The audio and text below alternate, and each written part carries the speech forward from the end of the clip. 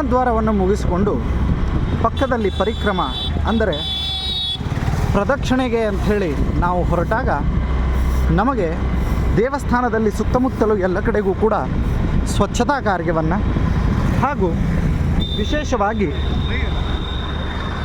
ದೇವಾನುದೇವತೆಗಳ ಒಂದು ಮಂದಿರವನ್ನು ಕಟ್ಟುತ್ತಿರುವಂತಹ ಸನ್ನಿವೇಶ ನನ್ನ ಕಣ್ಣಿಗೆ ಬಿತ್ತು. ಇದೆಲ್ಲವೂ ಕೂಡ ಬಹಳ ವಿಶೇಷವಾಗಿ ಈಗ ನಡೀತಾ ಇದೆ. ಕೆಲವೊಮ್ಮೆ ಹೇಳಬೇಕು, ಯಾಕೆ ಅಂತಂದರೆ ಅದನ್ನು ಮಾಡಿದಂಥವರ ಒಂದು ವಿಶಿಷ್ಟವಾದಂತಹ ಕೀರ್ತಿ. ಪ್ರಧಾನಮಂತ್ರಿ ನರೇಂದ್ರ ಮೋದಿಯವರು ಬಂದ ಮೇಲೆ ಹಿಂದೂ ದೇವಸ್ಥಾನಗಳು ವಿಶೇಷವಾಗಿ ಜಾಗೃತಾವಸ್ಥೆಯಲ್ಲಿ ಬರ್ತಾ ಇದೆ. ಮೊದಲು ಕೂಡ ಜಾಗೃತಾವಸ್ಥೆಯಲ್ಲಿ ಇದ್ದವು, ಆದರೆ ಸುತ್ತಮುತ್ತಲೂ ಇಷ್ಟು ಅನುಕೂಲತೆಗಳು ಇರಲಿಲ್ಲ. ಈಗ ಇಷ್ಟೆಲ್ಲ ಅನುಕೂಲತೆಗಳನ್ನು ನಾವು ನೋಡ್ತಾ ಇದ್ದೇವೆ. ನಮ್ಮ ಮುಂದಿನ ದ್ವಾರ ಇದು ಅಶ್ವದ್ವಾರ.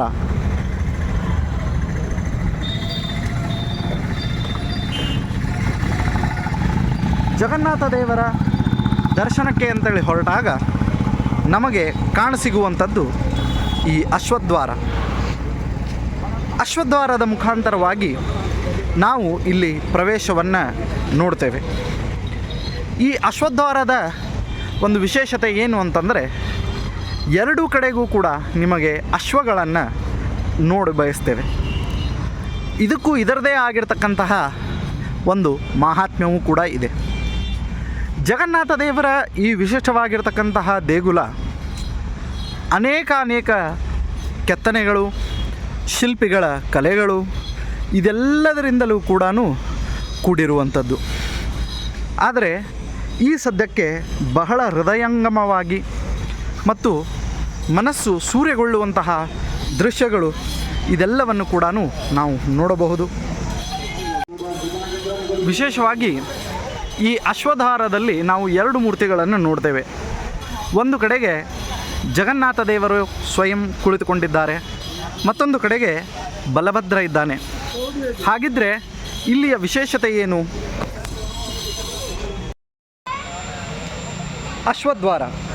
ಅಶ್ವದ್ವಾರದ ವಿಶೇಷತೆ ಏನು ಅಂತಂದರೆ, ಒಂದು ಕಡೆಗೆ ಬಲಭದ್ರ ಅಶ್ವವನ್ನು ಏರಿ ಕುಳಿತುಕೊಂಡಿದ್ದಾನೆ, ಮತ್ತೊಂದು ಕಡೆಗೆ ಸ್ವಾಮಿ ಜಗನ್ನಾಥ ಅಶ್ವವನ್ನು ಏರಿ ಕುಳಿತಿದ್ದಾನೆ. ಇವರಿಬ್ಬರೂ ಕೂಡ ವಿಶೇಷವಾಗಿ ಈ ದ್ವಾರದಲ್ಲಿ ವಿರಾಜಮಾನರಾಗಿದ್ದಾರೆ. ಯಾರಿಗೆ ಜೀವನ ಹೋರಾಟ ಅಂತ ಅನ್ನಿಸ್ತದೆ ಅವರು ತಪ್ಪದೆ ಈ ಅಶ್ವದ್ವಾರದ ಮುಖಾಂತರವಾಗಿ ಪ್ರವೇಶವನ್ನು ಪಡೆಯತಕ್ಕದ್ದು. ಸೊ ಈ ರೀತಿಯಾಗಿ ಅಶ್ವದ್ವಾರದ ಮುಖಾಂತರವಾಗಿ ಯಾರು ಪ್ರವೇಶವನ್ನು ಪಡಿತಾರೆ ಅವರ ಜೀವನದ ಹೋರಾಟ ಕೊನೆಗೊಳ್ಳುತ್ತದೆ. ಕೆಲವೊಮ್ಮೆ ಅನ್ನಿಸ್ತದೆ, ಏನು ಎಷ್ಟು ಕಷ್ಟಗಳು, ಎಷ್ಟು ವಿಘ್ನಗಳು, ಎಷ್ಟು ಸಂಕಟಗಳು ಮತ್ತು ಅಲ್ಲಿರ್ತಕ್ಕಂತಹ ತೊಂದರೆಗಳು ಇದೆಲ್ಲವನ್ನು ನೋಡಿದಾಗ ನಮ್ಮ ಜೀವನವೇ ಒಂದು ದೊಡ್ಡ ಹೋರಾಟ. ಹಾಗಿದ್ದರೆ ಈ ಹೋರಾಟದಲ್ಲಿ ನಾವು ಗೆಲ್ಲಬೇಕು ಅಂತ ಅಂದ್ಕೊಂಡ್ವಿ ಅಂತಂತಂದರೆ ನಾವು ಎಲ್ಲಿಗೆ ಹೋಗಬೇಕು? ಎಲ್ಲಿಗೂ ಹೋಗಬೇಕಾಗಿಲ್ಲ. ಸ್ವಾಮಿ ಜಗನ್ನಾಥನ ದರ್ಶನಕ್ಕೆ ಅಂಥೇಳಿ ಪುರಿಗೆ ಬರ್ರಿ.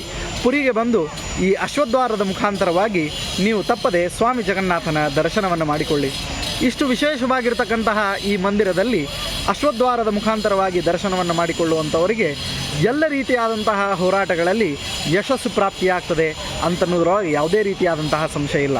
ಸ್ವಯಂ ಸ್ವಾಮಿ ಜಗನ್ನಾಥ ಹಾಗೂ ಬಲಭದ್ರನ ಸಮೇತವಾಗಿ ಇರತಕ್ಕಂತಹ ಈ ಮೂರ್ತಿಗಳನ್ನು ನಾವು ಗಮನಿಸಿದಾಗ ನಮಗೆ ಅನಿಸೋದಿಷ್ಟೇ, ಜಯ ಜಗನ್ನಾಥ್, ನಮ್ಮ ಹೋರಾಟಕ್ಕೆ ಜಯ ಸಿಕ್ಕೇ ಸಿಗ್ತದೆ.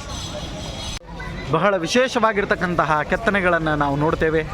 ಒಂದು ಕಡೆಗೆ ಸ್ವಾಮಿ ಜಗನ್ನಾಥನಾದರೆ ಮತ್ತೊಂದು ಕಡೆಗೆ ಬಲಭದ್ರ ರಥಾರೂಢನಾಗಿ ಈ ಒಂದು ಅಶ್ವದ ಮೇಲೆ ಕುಳಿತುಕೊಂಡಿದ್ದಾನೆ. ಸೊ ಇಲ್ಲಿ ಮಂಗಗಳಿರುವಂಥದ್ದು ಸರ್ವೇ ಸಾಮಾನ್ಯ.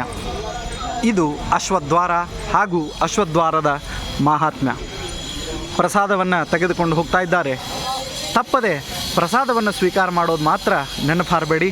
ವಿಶೇಷವಾಗಿ ಅಶ್ವದ್ವಾರದ ಮುಖಾಂತರವಾಗಿ ಪ್ರವೇಶವನ್ನು ಪಡೆದು ನಿಮ್ಮ ಜೀವನದ ಹೋರಾಟಕ್ಕೆ ಒಂದು ಜಯವನ್ನು ತಂದುಕೊಡಿ.